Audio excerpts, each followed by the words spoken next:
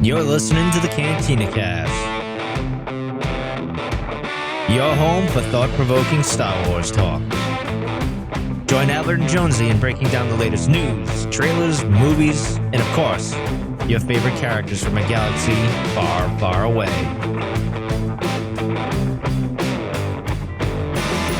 Hello, everyone. Welcome to the Cantina Cast. My name is Albert Padilla, and this is episode 644, where we're going to break down a second trailer that has now come out for Maul Shadow Lord, one that I wasn't expecting. Well, okay, I was expecting it. I wasn't expecting it yesterday.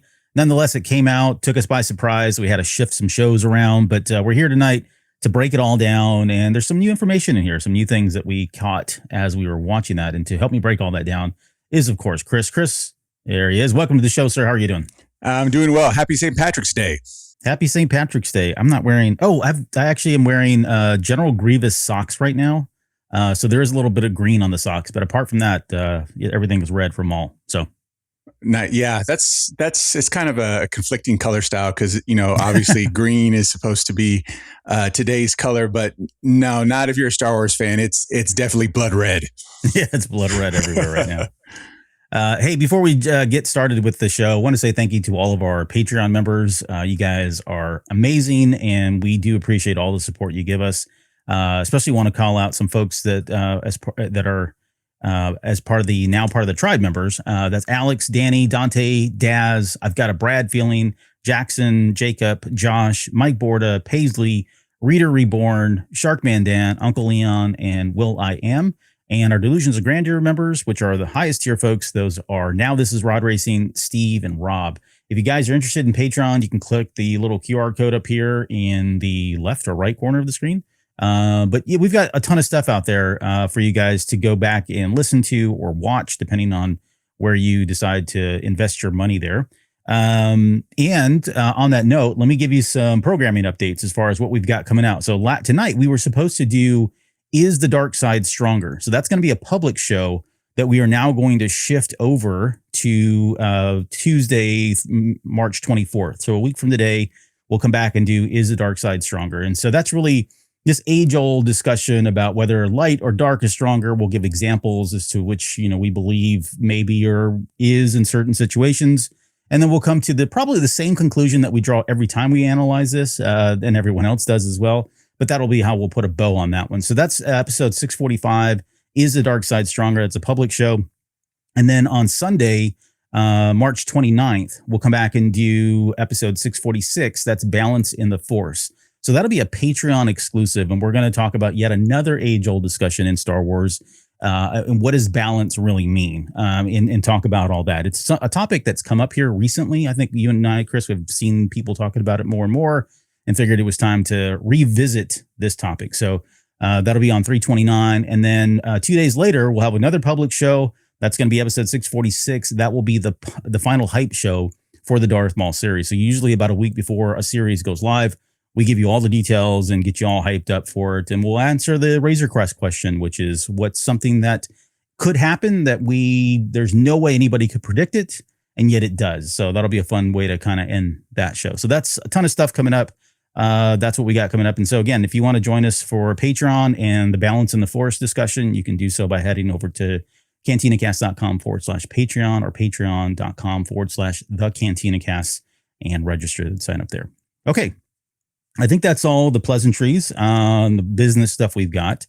Before we get into the trailer, give me your thoughts. I know, again, neither one of us was really it was on our radar, but it wasn't on our radar. They kind of sprung it on us, I think. Usually there's rumblings that, this is going to come out and that sort of thing. Didn't get any of that with this one. But I guess as you were watching it, for the first time, what were some of your initial impressions on the trailer? So it caught me by complete surprise. The first indication that we were going to potentially get something was that, the little sound line, little teaser that Star Wars and Lucasfilm put out from Sam Witwer saying that something sinister was coming, right? So I kind of thought maybe it was a trailer, or maybe it was maybe some stills or something like that. No, it was a full-blown trailer, and I saw it, and I was even more probably blown away to the point where I couldn't even speak when I first saw it. I was like, wow, this looks amazing. And I know we harped on it when we broke down the first trailer, but how beautiful and how much more advanced this animation looks for Maul Shadow Lord. It came out even more with this trailer. So I was really pumped. And then what we all want to see is we want to see Maul slicing people up and slicing stuff up. And that's exactly what we got. So I was stoked. Some great moments. And we've all seen, like you said, we've seen other trailers and stuff, but there was something about this trailer in particular that really showcased some of the art, or I guess the style that we've seen already. Even when you just go frame by frame and you stop it, there are some moments in there where you're like moments of brilliance, almost literally. It's beautiful animations, very artistic, very, it looks like it's at some point, it almost crosses that line between like brush strokes, like it was, hand drawn or handcrafted versus CG or computers. And so I know you talked about having seen it, was it Celebration when they first previewed this and everybody was kind of blown away. And even then, the video that was out there was kind of grainy. And so it was hard to see just how clear, it was hard to see how detailed and yet it's not the animation is. And yet with this trailer, we got that in droves. So we got a really good sense of what that's going to look like artistically. And everybody, I don't know that anybody's looked at this and said, "Oh, this is terrible." Like, what are they doing?" Kind of thing. I mean, if we take what we've seen in the Tales of series, which, with each iteration of projects from Lucasfilm Animation, the animation itself has gotten better and better and better. In those Tales of Tales of the Jedi, Tales of the Underworld, and et cetera, et cetera. The animation was great, but I think they've taken it to the next level with this. I mean, it's just everything seems a lot more. It's not just the visuals, but like how the characters move. Like that was one of my big, I don't want to say complaints, but just something that I always noticed with, watching Clone Wars and Rebels was that, and we talked about it on the show, was that, whenever they would have a lightsaber duel, it was always, slash, stop, like a robot almost. Seeing Maul in these trailers, he's just flowing like he was a real person. There was no stop or anything. He's just cutting through. And same thing with like the Inquisitors and Devin and all that. When they wield lightsabers, they're just smooth movements, and I love that they were able to improve on that, because again, that was one of the biggest things that I would notice watching Clone Wars and Rebels and whatnot. So they've taken leaps and bounds, and then we also talked about how they actually have in the background versus just having animation be all CG generated for like backgrounds and stuff. They're using map paintings. And that just seems to have everything pop up even more. So you have your matte painting, and then you have the actual animation, and everything just looks that much more clean. It's amazing. I'm as you can tell, I'm very excited because I've been a fan of cartoons and whatnot for years and years and years. To see animation take this leap, and it's coming from Lucasfilm Animation. I'm just so excited. I just can't contain myself. I know. And part of it is like you would expect it from somebody like Lucasfilm, right? They've always pushed the envelope in terms of the technology, whether it's animation, on screen, small screen, doesn't matter. They've always done it. Video games, right? Right. So in some ways, in some regards, it's probably expected. But you're right, to go back to the fluidity of it all, right? How fluid the characters move compared to what we've had in the past. It harks back to that last season of the Clone Wars where we got a lot of the motion capture that was done with Darth Maul, and I forget the other choreographer's name. She's done some really great stuff. But anyways, that was our first peek of that, and I think we were all blown away seeing just how cool that looked when they did that, and we're like, oh man, that was really neat. They did that kind of as a one-off for just the final season of Clone Wars, and that may be the case. But to your point, it looks like they've enhanced some of the animation and the frame rate and all that to make it look more fluid, which I think you got to with somebody like Darth Maul, who's so animated and is so so acrobatic and can do all these really cool things. It makes sense to really kind of give us that. So I think when I was watching the trailer, what really struck me first and foremost was how eerie the trailer was. Like it reminded me of, I don't want to be hyperbolic or dramatic, but if you ever watch like a A24 films, like the horror company, like they do a lot of the horror movies, it was created almost like an A24 film. They even all the way to the point where we had like the strings that were being plucked right? To kind of give you that creepy vibe or creepy feel. No, I understand.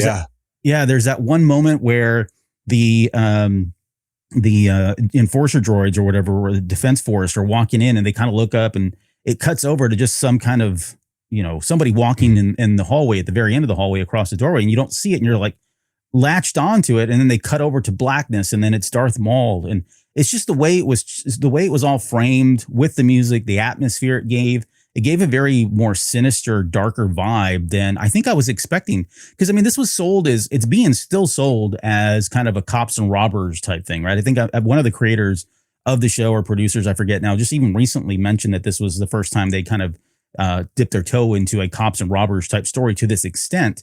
So I was thinking, okay, this is going to be more of a, whodunit and that sort of thing. But there's a lot of sinister, like eerie vibes that I'm getting from this. And I hope that carries through. I mean, with the title of Maul Shadow Lord, right? It feels like that has to be the atmosphere. And especially if he's going to insert himself into Janix, which is this world that we're on, and suddenly rise to the top. I like that there's this shadow, literally, that is going around and rising to power, and it becomes legend, and people are talking about it when some people can't even see him, may not even see him, that kind of thing. So I like that he's in the background doing that sort of thing. Yeah, it's I see where you made that analogy. It was that, the A24 movies, they're very suspenseful. They're able to bring up the suspense, and that's kind of what we got here, and that gives it that sinister vibe. You know what I mean? Yeah. Another thing is that based off of what we saw in the trailer, Maul's being hunted. He's the hunter and the huntee now, because we have Lawson going after him. And so, I mean, we'll get all that when we break down the trailer itself. But I think we got a couple of new bits of information that kind of give us more of an outline of what this animation series is going to be, and what kind of story it's going to give us. Yeah. Some other quick things, just briefly. I thought the music was really good that was used in this. I don't know if we're going to get some of that music as part of the actual soundtrack for the series, but I like what I'm hearing. It definitely goes with the mood. It was kind of cool to see that we aren't going to be completely landlocked on Janix. I think at one point we get to see the Pike homeworld. I already forgot the name of that world. I think we got to see a bit of that, which is cool. I like the character of Dawson. We'll talk about him, of course, in just a second, right? But Lawson, not Dawson. I'm thinking something. Brander Lawson. I liked his character. I liked his accent. I forget the actor as well who plays him. But he's Brazilian. Okay. Initially, he sounded like the guy. I don't remember the actor's name, but he is the main actor on The Lincoln Lawyer. He had that type of Latin American accent, and but I did some initial reading, and he's actually a big time Brazilian actor. Okay. Yeah. So it feels like it's in good hands there. And what was really cool, and if you haven't had a chance, we did break down the first issue of the Shadow of Maul comic series. Chris and I broke that down, I think last week, if I'm not mistaken. And it was really neat to kind of see those characters, again, after having read the comic, right? And we'd seen it already, but after reading it, breaking it down, seeing the characters jump to the screen now, I think it's been a really cool effect. So I'm excited to see the rest of that series and where that series goes. But it was neat to kind of see those guys on the big screen, or small screen, as the case may be. Okay, let's do this. Let's get into the breakdown. Before we go any further, I just want to say thank you to everybody that's joined us in the live stream tonight for the recording. Thank you, guys. I'm going to call out a couple names here, and then if you want to chime in, you can say hello. You don't have to. I know there's a ton of people on, but Dale's with us. Mudhorn Station, thank you for being here. Alex is with us. Paisley's with us. Hey, Paisley, One Up versus CPU is waving. Hello there. And then, if anybody else wants to chime in, please do so. Paisley was talking about the animation. She says, I loved it. The art animation, it looks really beautiful and not like any animation I've seen before. 100%. I would agree that does not look anything we've seen before. Mudhorn Station says the animation was new and exciting, but at the same time, old and familiar. Really looking forward to it. I think it's a good point. Like there even was as new and as much as we've been gushing over the animation, there's still something very familiar with it, because of where, it's Hereditary comes from, whether it's Rebels or Clone Wars or any of the other stuff that they've done in the Disney era. It feels like a natural progression, a natural evolution of the animation. So it doesn't feel too, we're not really that disposed or displaced with it all. But I'm going to share my screen And we're going to go ahead and get into the breakdown here. So we're going to tear this thing apart almost literally one by one. So we open with this kind of overhead shot, which I thought was really cool. I like that we've got some artistic style into how this is being, how the cinematography and direction is going with this series. And we get our first voiceover, which is coming from Captain Brander Lawson, who says, our target is a syndicate leader. He is associated with several criminal organizations and proficient with a laser sword. So to your point, and this is kind of alluded to in the comic, at least in the first issue. I mean, we know where it's going to go, like we said, because they've already done the solicitations for episodes or issues 2 and 3. But Brander is on the hunt. He is trying to track down Darth Maul. For what reason, we don't know just yet. I'm sure that'll come to light in this series. I'm sure we'll get all the backstory in the comic that leads up to that. But he's definitely going after him, saying that he's associated with several criminal organizations. That's an interesting take. Like, I don't know how many several is, but, we know that we've got the Pikes in here. We've got Blackson that are probably going to make an appearance at some point. But he certainly has made a name for himself. And we open with seeing these 5 what we call tactical defense forces. So the TDF, which I'm not sure if they're going to call them that, but we know from the comic book and from their chest, if you look at the Aurebesh on their chest, those are the TDF people. And we've got 4 droids and what looks to be 1 human, the human at the front there with a light. And then you've got 4 droids in the back. Those droids look like 2 Boots. And 2 Boots is the name of the droid companion that Brander Lawson has in the comic. I've not seen him in this trailer, so I'm starting to wonder too, like, does he make it? I can't remember if we saw him in an earlier trailer, because now I look at these droids and they look very similar to 2 Boots. So hard to say who that is. I think he will make it because I don't remember the actor's name. I'm really bad with that. I'm sorry, everybody. But there is an actor that is, that's right, cast to voice 2 Boots. And I don't know the guy's name, but if anyone's familiar with British comedy, he played Moss on the IT Crowd. And with I forgot the O'Dowd guy. I forgot his first name. I think it's Chris O'Dowd. Yeah, Chris O'Dowd. Yeah. Together, they were on the IT Crowd, and he played a character called Moss, and he's going to be voicing 2 Boots in this show. Awesome. Yeah. So I don't think we've seen. Maybe we have. I have to go back and look at the other trailers too. But this isn't him. Hopefully, this is not him, because these 4 droids do not make it out of the show or this episode, as we're going to find out here very shortly. But we open up with these. They're coming in. It looks like this is the aftermath of a scene that we're going to get a little bit later, where Maul obliterates these droids. We get this kind of eerie hand. It's, droid arm. I posted this today. When I saw this, it reminded me of the scene from A New Hope in the bar where Kenobi lobs off his arm. And I was mentioning that, Kenobi's living rent-free inside of Maul's head, because he can't get away from everything reminding him of Obi-Wan Kenobi. But yeah, so they see that. They're obviously in shock. I don't know if this scene is connected. Maybe it is, maybe it isn't, but I'm not sure who that is walking in the background. It might be one of the Zabrak brothers, either Scorn or Icarus. It's hard to tell. It looks a little washed out, but you can see they put the light. But that's what I was talking about. Like, they flash this light up here and it, walks away. You're like, oh, who is that? It's kind of scary. And then we've got Brander Lawson coming in now. And I think this is where, no, not yet. So this is all still part of that same voiceover here.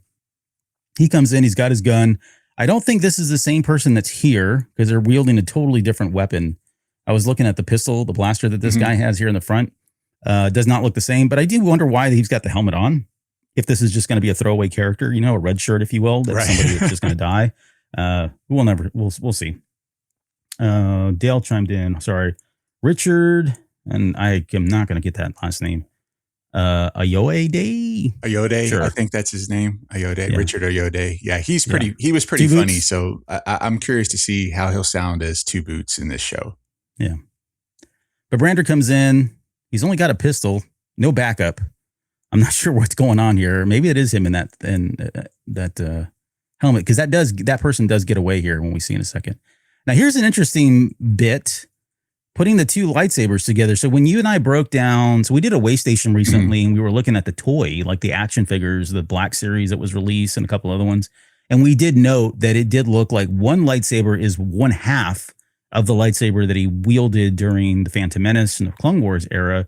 And the other half looks like a newer lightsaber. Yep. So he can use these as a single, he can use them as dual, or he can pop them together and make his double-bladed lightsaber. just with a different aesthetic now. And I just want to point out something here. And again, I'm probably going to gush over this the whole show, but just look how beautiful that looks. I mean, it's night and day from the first time we saw Maul in the Clone Wars to now. It is completely gone to the next level. It just looks amazing. Yeah, it's almost hard. I mean, I hate to say it, it almost looks realistic. It almost looks realistic. You know? Exactly. Exactly. Yeah. The lightsabers is where you really get to see that artistic style as well, just in the way they kind of ignite there. But so yeah, these guys are, so you can see there's 4 droids and this gentleman here in the front. I think he runs to the back because then we get this really quick shot here of what looks like somebody running with a riot shield. You see that? They're like charging. You got another one behind them. I'm assuming those are TDF people, Tactical Defense Force groups. So maybe part of the TDF. This looks like that same hallway scene where we see the droids getting chopped up that we just saw a minute ago. So maybe this is before that because the parts aren't there yet. So they've kind of put these out of sequence, and it's probably to scare us more than anything else. Right. And then we get to see a very quick shot here of Maul. I love this. He comes in with his double-bladed lightsaber ignited. He hits that blade, the blaster bolt right there. You can see it on the left-hand side, and it bounces off up into to the left right there.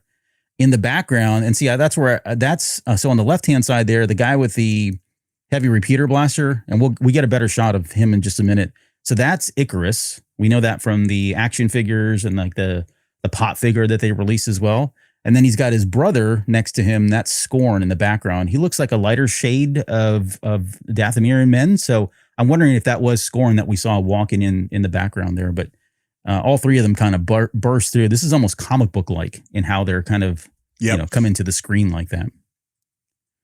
And then we get the Maul has like 2 scenes in this trailer alone that are like hallway scenes. So I don't know if this is a thing in Star Wars now where it's like they got to one up the hallway scene in some way, but he has this first one here where he just takes apart these droids. And you've noticed the guy in the background, that's the human. He does not get killed. In fact, he books it. You can see him right there. Bolts. He turns and runs. Yeah. So that's what I was wondering is like, well, maybe that is Brander and he got away and pulled the helmet off or something. But I love the fact that I love the way the animation. I mean, you can see the swirls of the lightsabers here, like the sparks flying.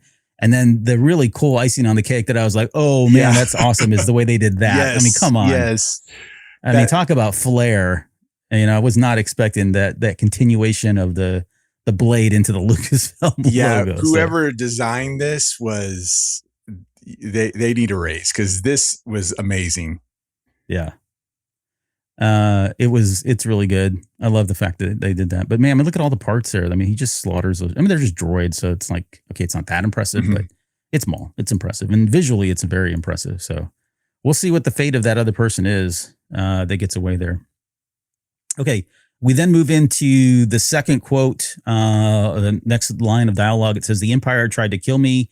This is coming from Maul. "The betrayal demands consequence.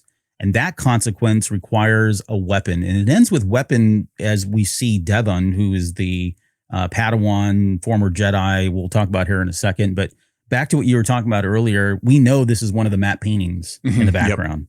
And so, I mean, it just blends perfectly with the animation. It looks like it's a continuation of it. But there's something about that nostalgia feeling or knowing that we're going back to our Star Wars roots and using matte paintings in addition to this high level new technology that we've got with the animation. Exactly. The blending is just perfect there. Exactly. We can make the analogy that it's like what we're doing in the live action movies now, where we have a combination of CG effects where it makes sense and then practical effects when it makes sense. I think we're kind of doing that here because, matte paintings were used in animation, especially in Disney animation for years and years and years. So yeah, it's kind of like what's old is new again, Yeah. What do you think about this too? Like we also get, we've mentioned that the Star Destroyer is right here. It looks like it's over the planet of Janix. And we get a line in here in just a little bit about the Empire is coming. So it's a similar situation that we've seen across the galaxy around this period where the Empire shows up and suddenly, they're taking over your whole planet and, seeing what they can pillage from resources or labor or whatever else they're doing. But do you think that's the same kind of scenario here? Do you think we're going to have them settling in on Janix and they're going to be there for quite, the whole series? And then where does Maul fit into all that, right? We see him fighting in ATST at the very end. So it doesn't look like he's being shy or hiding in the shadows when the Empire shows up. Yeah, I think it's a scenario where I could see why the TDF is trying to keep things quiet, because the quieter it is, the less likely, the overarching ears of the Empire will notice something's going on and then show up.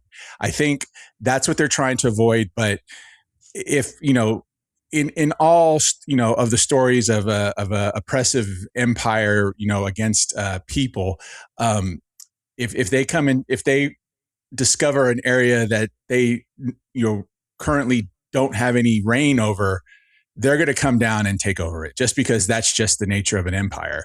So I think here, once the Empire says, hey, something's going down on Janix, let's send a garrison out there, essentially, and they're essentially going to take over the planet, which I believe Lawson and the TDF were trying to avoid. That's why they wanted to keep things quiet. And I think that's where the urgency comes from Lawson to capture Maul, to, quiet that noise down, to keep the Empire from coming.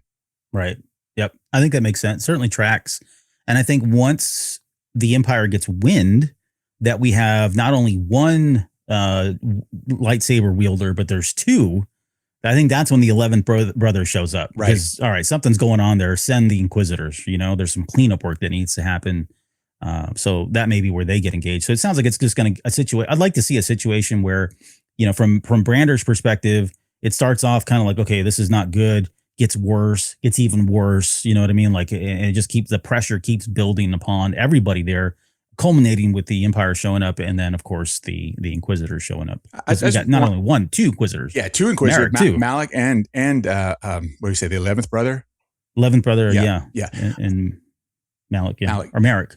Merrick. I'm sorry, Malik. I'm horrible with names. But what I just want to say is we first got wind of the Inquisitors in Star Wars Rebels, right? And while I love Rebels, I think Rebels is an amazing series. I always thought the Inquisitors would just be like a plot. What do you call them? Like just a something that would be used to push the plot forward. You have Kanan as a Jedi, and obviously they need to fight, bad dark Force users who use lightsabers as well. I thought that once Rebels did its thing, that we would never hear from Inquisitors again. They've become a vital part of the Star Wars galaxy. Now we can't think of this time frame in the Star Wars saga without thinking of the Inquisitors. We just can't, because they have become a vital part. And kudos to everyone who has written stories for Inquisitors. I think all of those people who've done that have played a role in ingraining those characters in, Star Wars lexicon. And I think it's great, because again, I thought there was going to be a plot device. That's the term I was trying to think of previously. Just a plot device to move a story forward. Now they're much more than that. They have, personalities and whatnot. And I think it's great. So they're a good bad guy for this era of Star Wars. Yeah. And they've done a lot with them. They've really fleshed them out. They've matured more than just a plot device. They've got backgrounds, and there's lots of twists and turns. It seems like an infinite number of them at times. Right. Like, I don't even know what number we're on now and all that. So in some regards, they do get a lot. I've seen a lot of criticism because of them, right? Because they didn't exist in George Lucas's original plan, and we're worthy the whole time, blah, blah, blah. But to your point, I think they've done a good job of making sure that we understand that they were indeed there, and there are very valid reasons as to why they were there. And they were pivotal in the way the galaxy formed and shaped during this time period. So, but yeah, we got more shots of during that same voiceover here. We got the the TK troopers showing up. We've got early versions of the ATST. I don't remember the model number on that one, but that's essentially what it is. You got Maul jumping down here, and he's got his cape. He's got his cloak on. This is two shots here. If you watch carefully, they've stitched it together, so it looks as though it's maybe just one. But if you notice, you've got him jumping down here. He's got the cloak. You've got the TK trooper taking shots. They start shooting at him. And then we cut here, and he doesn't have it. Now, he could have removed it at this point. I'm not saying he didn't. But I don't know that this is the exact same shot. I mean, meaning like this picture here might be more related to this one right here, because he's still wearing the cloak, and he's attacking the pike. Yeah, I think they're they tried to make it look like one scene or one whole, continuation of a scene, but I think they've spliced a couple. Again, Lucasfilm and they does do this every in their time. trailers Every all time the they time. do this. Yeah. Just to kind of, I mean, it's cool because it's more cinematic and it really gets us excited and emotional. But I don't think they're trying to really purposely trying to steer us wrong. Although they have done that before. Mm-hmm. I'm not looking at you, Rogue One, in the TIE Fighter scene. Although that was cut, to be fair. Anyways, so yeah, you've got Maul coming in here. He's just, hacking away at Pikes here, hacking away at stormtroopers. There's also this big droid in the background here. I think this might be a droid that we see a little bit later. I don't know. I don't recognize the shape of this particular droid here. So I don't know. Maybe it's something that the Pikes have there. I have to go back and watch the Pike episodes. But anyways, he's just mincing people. You've got this shot here, which looks like it's a shuttle. Could be Maul's shuttle. It could be someone else, and maybe the Inquisitors. I'm not really sure. It almost looks kind of like an Inquisitor shuttle, just from the back of the design. Right. But it's going down into the depths of what I assume is Janix as well. So similar to Coruscant, it might have a deep underground belly that's where the scum and villainy live. Although it seems like they're on the surface as well on this planet. You've got Maul kind of shifting there, and then we get that part here where he says that, and the consequence requires a weapon. And then right in when he says weapon, we get to see Devin show up. Mm-hmm. And so this is the Jedi somehow that survived. Another one, I know, I don't care. It can be 800. I still don't care. There were thousands, remember? So right. The likelihood that, a few hundred got away is probably okay. Excuse me. But yeah, we get Devin kind of doing Jedi stuff. She's fighting the TK troopers here. No qualms about killing anybody, though. I mean, she just cut right through that guy's left lung. Yeah. Almost severed him in half. I mean, look at that. So it's brutal. It is brutal. It's and brutal. I'm and that's what I'm wondering too. Like, oh, by the way, this shot I love because she's in focus with the animation, and yet they've blurred the stormtrooper that she's force pushing. If you can see that, so that's really cool. But what I was going to say is, I do wonder how much. I mean, because the brutality of this is pretty kind of crazy. When I saw that, I was like, wow, she literally cuts this dude almost in half, like 3/4 of the way through his chest. And so I started thinking, okay, well, maybe, she's not going to be this, holy light of a Jedi that we would expect from, like, I don't know, the High Republic era, or even the Jedi of during the prequel era. She may be jaded, and she may have a chip on her shoulder. She may have been someone that it was a Jedi but was conflicted or had some dark side to her or something like that, because Maul's got to see something in her, right? Mm-hmm. Outside of the raw potential that exists, he's got to see something in her where he feels like he can twist that and squeeze it and make it into something more than it really is, right? Some kind of a hatred or a fire in her that he can really kind of stoke and get her to come over to the dark side. That's how I'm reading this, because I just don't know that she would go off and just start slaughtering people the way she's doing in this picture, So I have a couple of theories about this. Yeah. So one, obviously it's a different time. If she was a I don't want to say properly trained, but if she was a formally trained, like Padawan, from the temple and whatnot, obviously this is a big departure for them, because now, they're low on numbers. They're being hunted to the death, not for, I mean, they've captured some of them, but essentially the job is to eliminate the Jedi. Mm-hmm. So now they're kind of in a fight for survival. And at that point, you have to do what you have to do. Or we talked about what Maul kind of potentially may see in her, a little piece of, darkness inside her. Remember, similar to what he saw in Ezra on Rebels, why he kept pestering him to be his apprentice. Yeah. We take it a step further and we go to Ahsoka, where Balin's skull refers to Ezra as a Boken Jedi, essentially a Jedi that was not brought up in the temple in the normal Jedi way that Padawans would be brought up to become Jedi Knights. Obviously, technically Luke is a Boken Jedi, right? Right. It was not traditional. Could she be one of those types of Jedi? And Maul knowing that, hey, they don't have all the dogma of the Jedi behind her, taught in or ingrained into her mind. She's just, she's a good person, strong with the Force, a Jedi saw that, decided to train this person as a Jedi, and she's a Boken Jedi, and that's why Maul is drawn to her. I like that idea. I think you're right too. Like she's not going to have the discipline or the training, the ethical training that Jedi go through, and they go through a lot of it too. It's not just like, oh, one lesson and you're done. It's a daily thing, trying to recommit yourself to the light and doing what's right because it's right. I mean, that's a conscious effort that you have to make all the time. And so someone who doesn't go through the temple training properly, formally, they're not going to have that. And exactly. So yeah, I like that idea. And if we look at the characters that, okay, obviously she's just being introduced, but if we use Kanan and Luke as examples, Luke was tempted, Kanan was tempted, and in both cases, a turn here or there, and they could have turned to the dark side, or a twist or whatever. So they are more susceptible to falling. From my opinion, Yeah. Yep, that's a good point. Yeah, their core is not as strong. Right. Yeah, we got Maul walking here on the bridge. I guess this is the first encounter. The symbolism of his shadow overtaking her is not lost on us here. Yeah, that's really cool. Great. I love it. Yeah.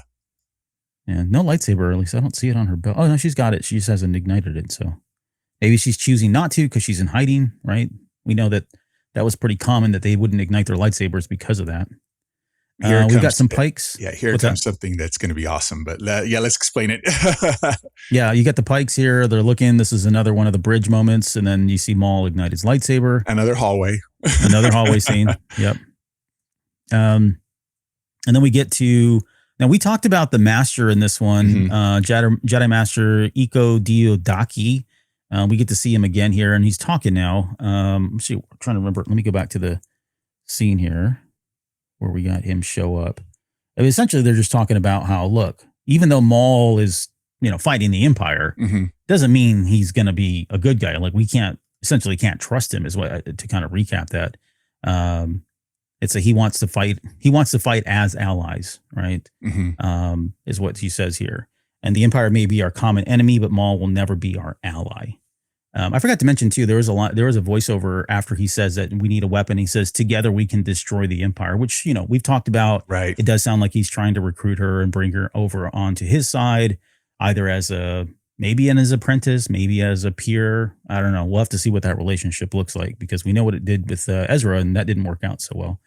But yeah, another master here. You can see him holding his cane. We talked about that too. Maybe that's a lightsaber that's hidden there. But yeah, I mean, Maul just goes Vader, for lack of a better term, on these poor pikes in here. Some really cool shots too. The way he just kind of takes them all. I mean, he's just brutally killing them. I think the rest of that scene's right here. Yeah. I mean, look at the blurring. I know we keep saying I feel like we're just repeating ourselves, but the blurring of the animation. Yeah, but the thing is it's not just a blur to blur. You know what I'm saying? There's a purpose behind it. There's movement that makes sense to see that blur. Keep in mind we got the triangle shaped blurs in like Clone Wars and Rebels. We haven't gotten blurs that flow like this. Blurs, I should say, that flow like this before. I mean, it's just amazing. Even without all the the little tails that the blur looks like it's leaving, it's still smooth. It's still not a right triangle type thing. It's smooth and it flows, and that's why I'm so impressed by this animation. And it's like the timing of the strikes. Where you see the yellow light when the saber strikes something or someone. It's all timed and it all comes out just so much more naturally now. It just looks so amazing. I'm so, again, just stoked by this. Yeah, it looks like he pushes this pike, and if it's the same pike, he then just uses the Force to kind of raise him up. Maybe he's going to do what Vader did, where he pins him up on the ceiling and stabs him or pokes him there with the lightsaber. We'll see. Yep. The next part we get on here is on April 6th, which. Oh, this is the line where he says, the Empire may be our common enemy, but Maul will never be our ally. Right. There's even more. They're just saying, he's just saying that it's not the case, where they say, an enemy of my enemy is my friend. They're like, no, that's not how this works with Maul. Yeah, not with this guy. That is what I'm talking about. Oh boy.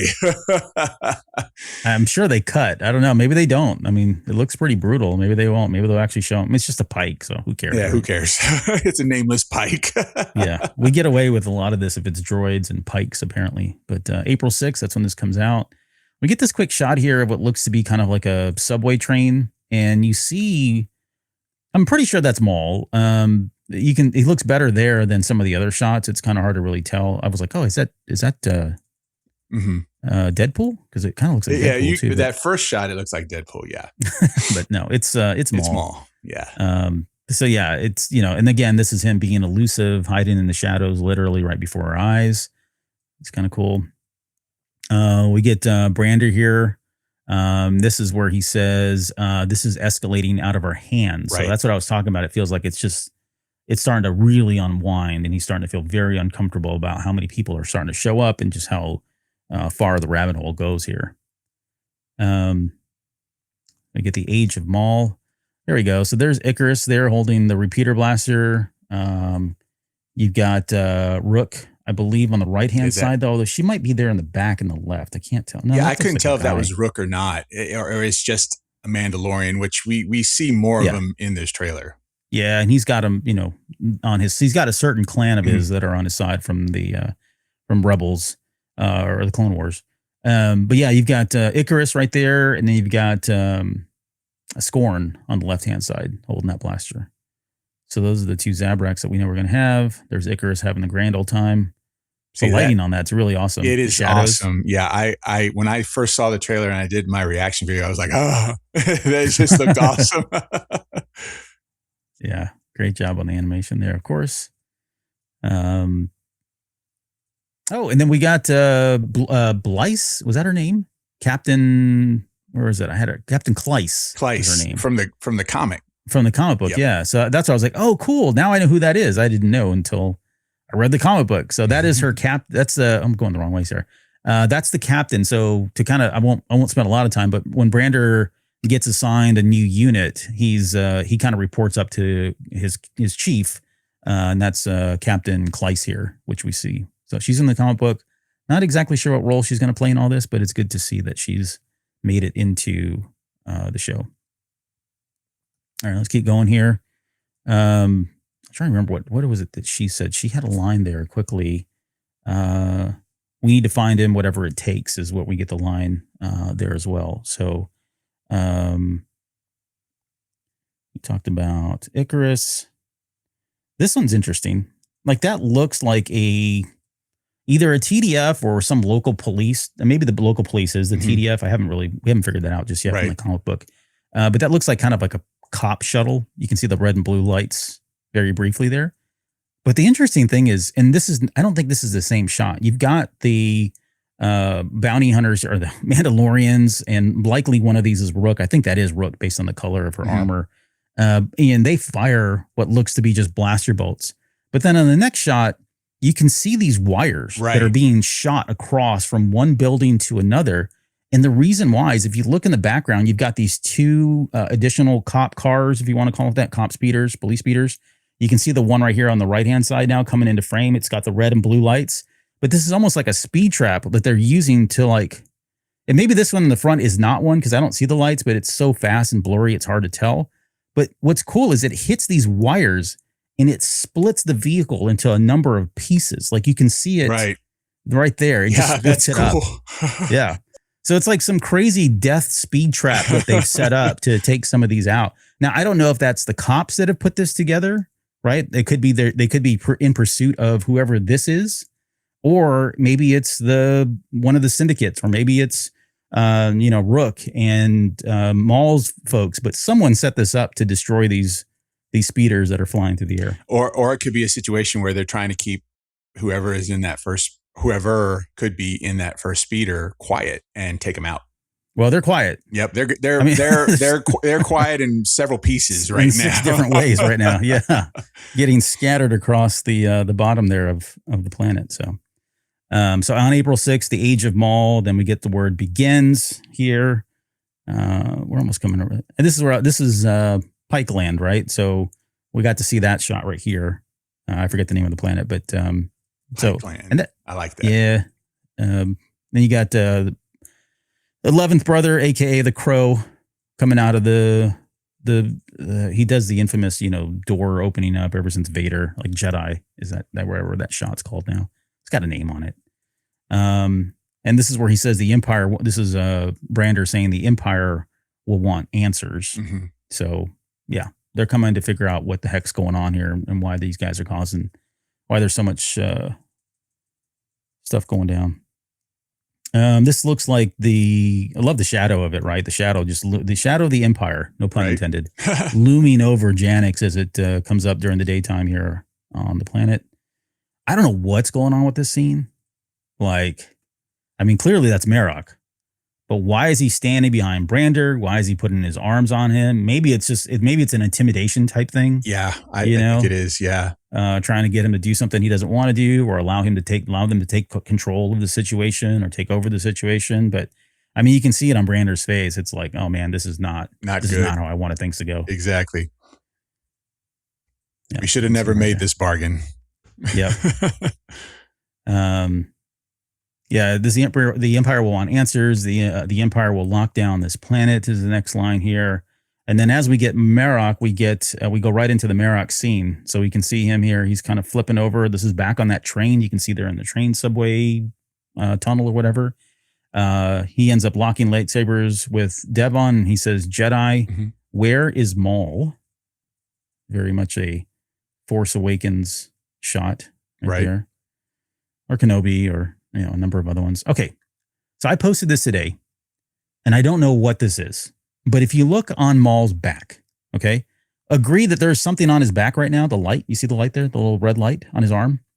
Yes. Okay. And you agree that there's something sticking out right there? There is something sticking out right there. Yes. Right. Cause his arm goes up. And then when he goes down to jump, that piece suddenly looks almost like a person. Like you can see the head and the shoulders. And then it goes here. You can see now it looks like a head slumped over his back. And then it morphs into his arm right there. And then he jumps. And when he jumps, it's suddenly gone. I'll go back again. So you can almost see that whatever it is sticking out underneath his armpit. You see though, there's like a little piece of metal there. Exactly. That's the piece there. And that red light is from it as well. Because when we get to this shot, there's the light. Definitely his arm is up. And he's got this ball or something underneath there. Here, I'll go to full screen so you can see this. Well, maybe I'm not because I'm going to screw it all up. But yeah, and then there it is again. Yeah, definitely got a red light. His arm is up. He's got something on his back, right? Mm-hmm. What is this that morphs into his arm? And then it goes away. It could be a number of things. So let's see what we see when he jumps. So so here, yeah, when he jumps, you don't see. Okay, you can see him right there clearly. Doesn't have anything. And he lands. He doesn't have anything. So either this is something that I don't think anybody's talking about. I posted on social media and I've had a few people comment. I know one said it's Sith magic, and which could be the case, but then why do we have lights on it too? You know what I mean? Yeah, and what's the point? I mean, what's the point, right? What's the point? Could it be a QC error or a QA error? That's the other thing. I was like, well, maybe it's just some kind of a animation error or something that they didn't catch when they were cleaning it up. But it seems very purposeful too. At the same time, like it's clear that there's something on his back. So why would they animate that with his arm like that? Yeah. I don't know. Yeah, it's creepy as all get out. It's weird because I can see where it could be like armor, but the way it kind of just like morphs into the arm, and then we see zero trace of it when he's jumping. Yeah, you and I both work in tech, and we know that you have QC QA to find stuff like that. I think it might be just an error that exited. It got released and some kind of an animation anomaly, and it just got released as is because it's so fast. I didn't notice it until you posted what you posted. I didn't notice that at all, and I saw the trailer like 3 or 4 times in a row. I didn't notice that. But now that I've seen it frame by frame, there is something there. Whether it's valid and it should be there is the question. Right. Yeah. Let's see. One Up versus CPU says, I think it's a gun. Dale says armor. Alex says it's a tumor. It is not a tumor. That's my best Arnold. Sorry. One Up again says a jetpack or a gun. But there's nothing there when he lands, so they're hiding it by combining two scenes again. Maybe.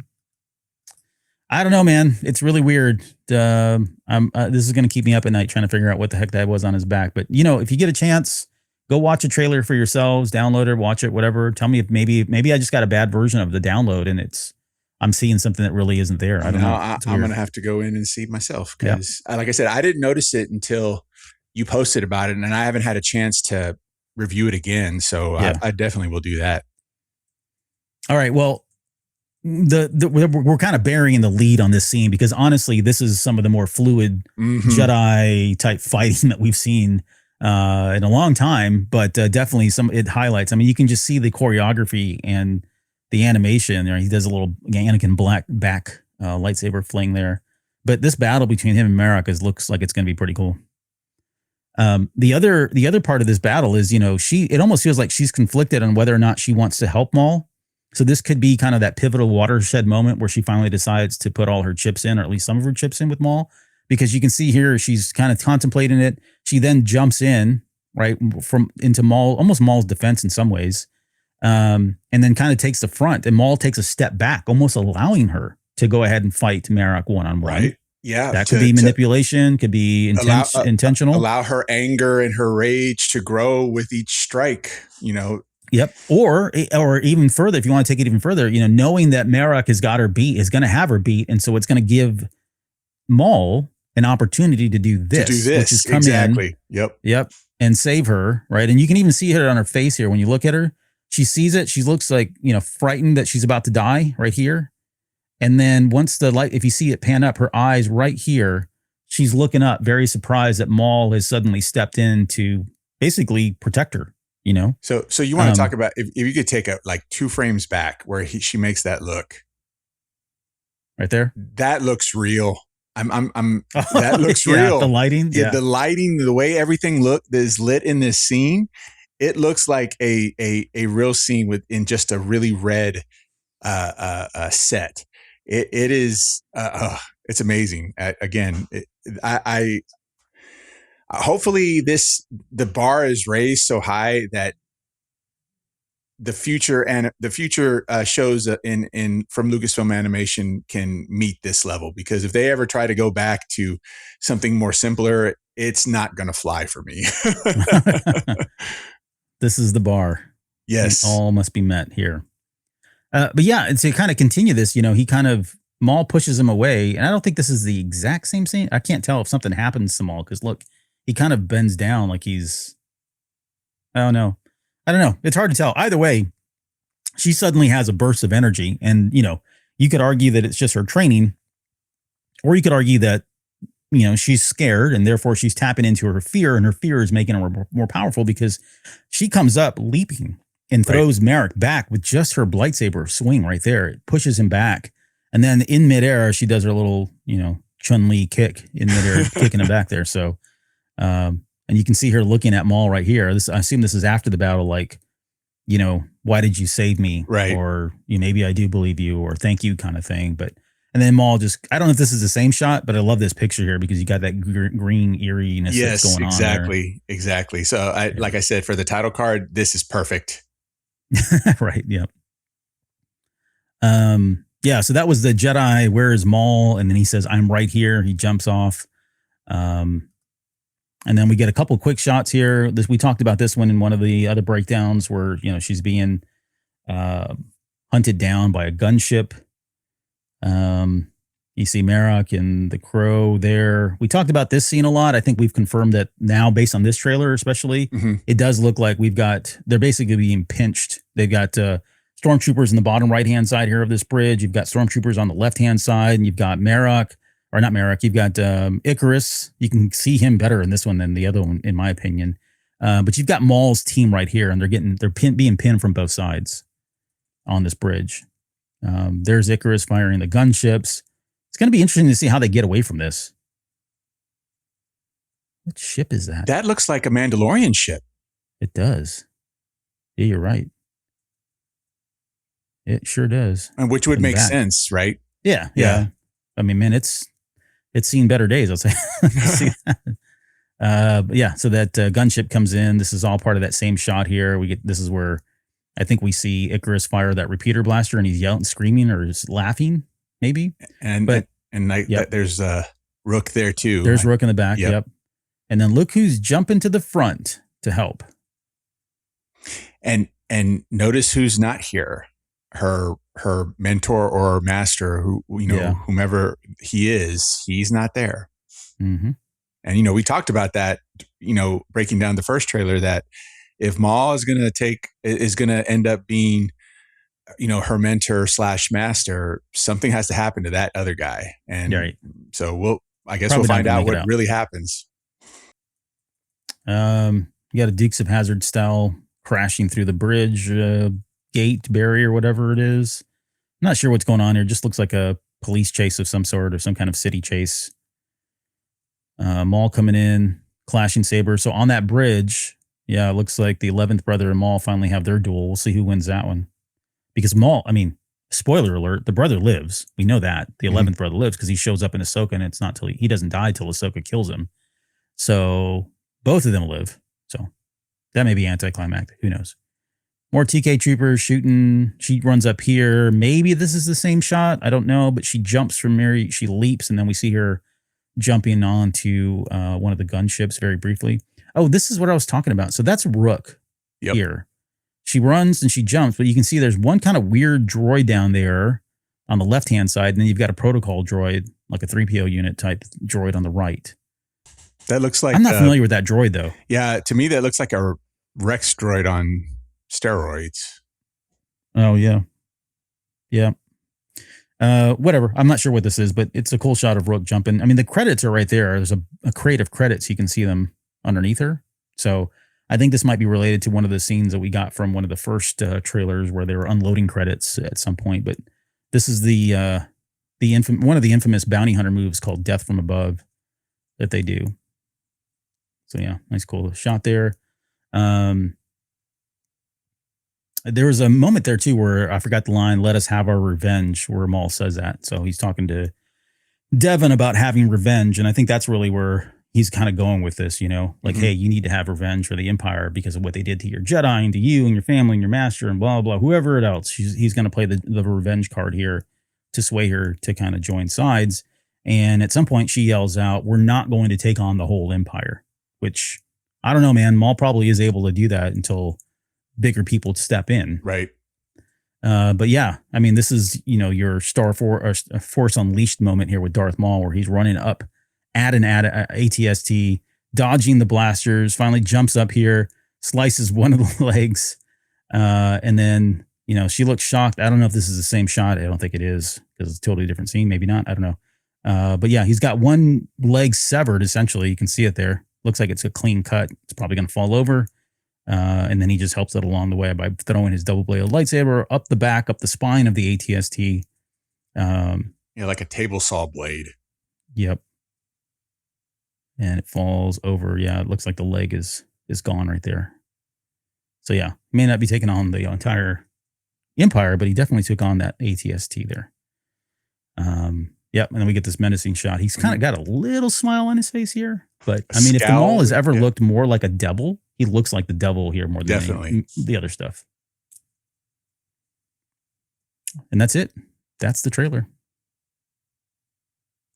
Exciting stuff, man. Oh, yeah. I didn't catch that little lightsaber clash right there. Yeah, right there. Yep. The Disney Plus has to throw in their little effect there for, whatever IP they're promoting. Yeah. So one thing I want to catch, and we've talked about this before, but now it's because Star Wars and Lucasfilm released a graphic of the schedule. Yeah, we're getting 2 episodes a week, and it starts on the 8th and ends on the 4th of May. So, this is another thing we talked about, and I'm still curious because I don't think we have a straight up answer. Is that why would they do this? We talked about how they changed the release schedule. Normally they release Star Wars properties or most any new thing on Disney Plus on Tuesday evening, but now it turns out it's moved to Monday morning. And at 12 a.m. Yeah, 2 a.m., which would be 2 a.m. our time, but 12 a.m. Pacific time. So essentially the crack of that Monday, right? And it just I want to know why, because Disney, we've been around Disney properties for a while, not just Star Wars, and if they have a set schedule for how they release certain properties, they normally stick to it unless it's a special event. So is there something else coming up? And that's why they want it done by May 4th. We'll just have to figure out and see. But I think while it's great that we're going to get 2 episodes a week, it kind of disappoints me a little, because this series is going to end sooner than I would like it to. Even though we're going to get the same amount of episodes, it's going to be over in 5 weeks. Yeah, that's true. It will be over very, very quickly. Yeah, in some levels, it feels like we are in some kind of condensed time frame, a rush for some reason.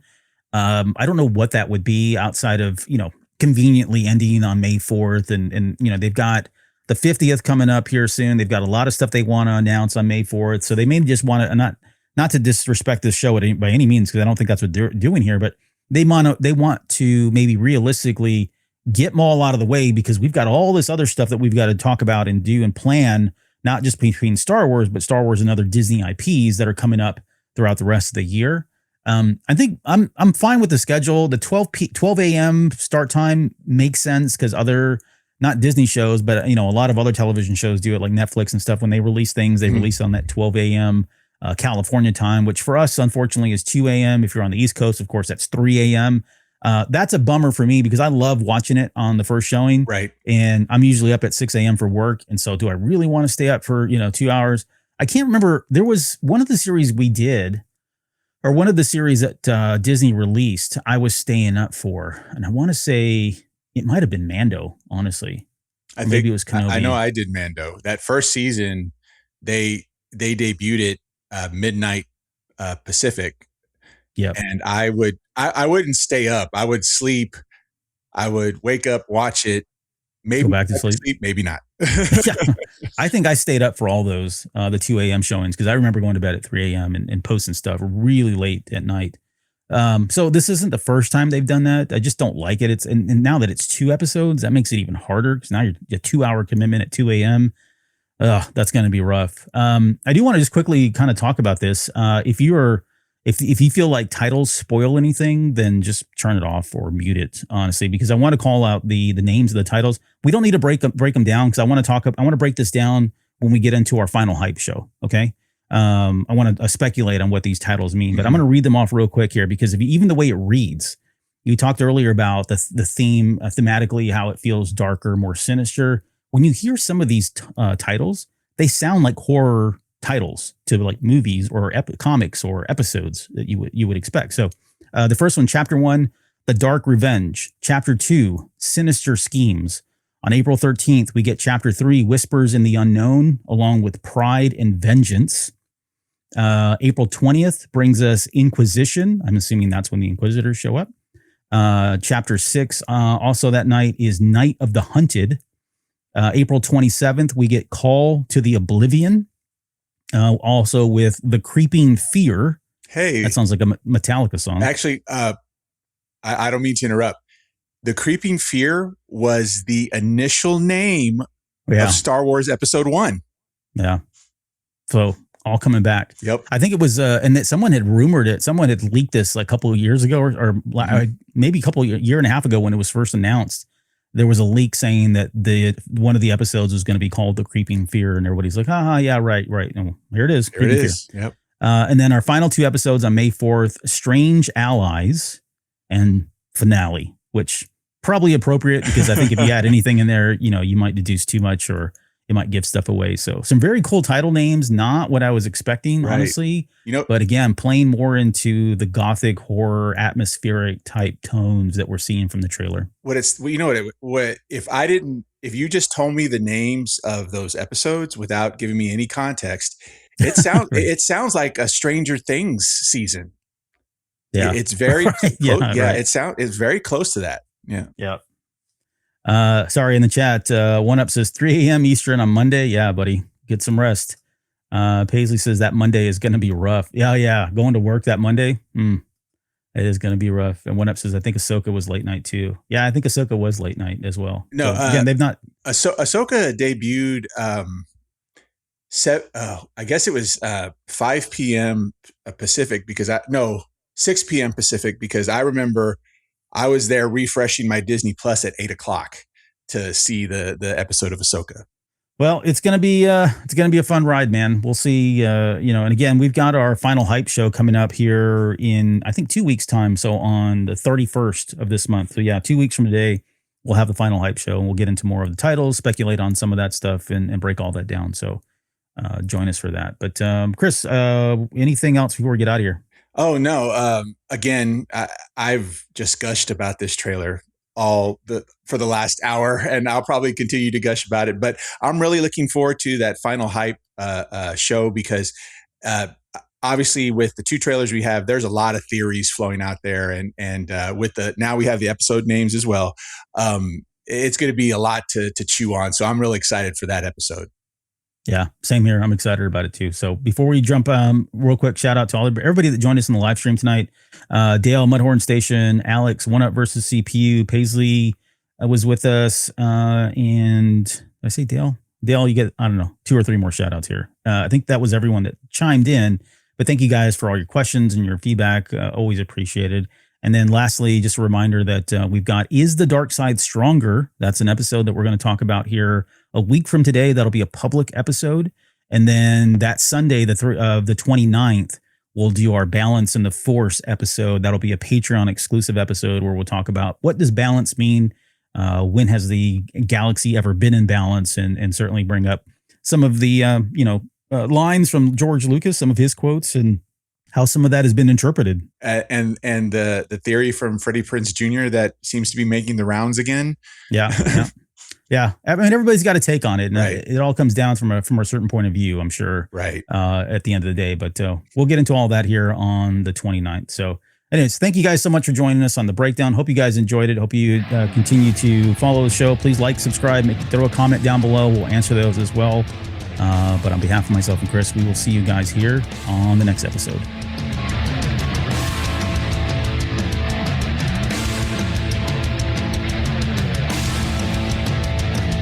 You're still listening? Wow, that's amazing. Well, I'm here to give you the disclaimer.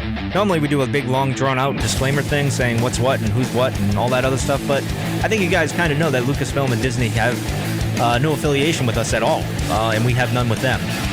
We talk about Star Wars, which is their property, and all that other good, fun stuff, but I think you can tell which is our stuff and which is their stuff. If you can't, well, then send a lawyer to send an email to me, and I'll be glad to chat with them. Other than that, you know what's what, so that's your disclaimer.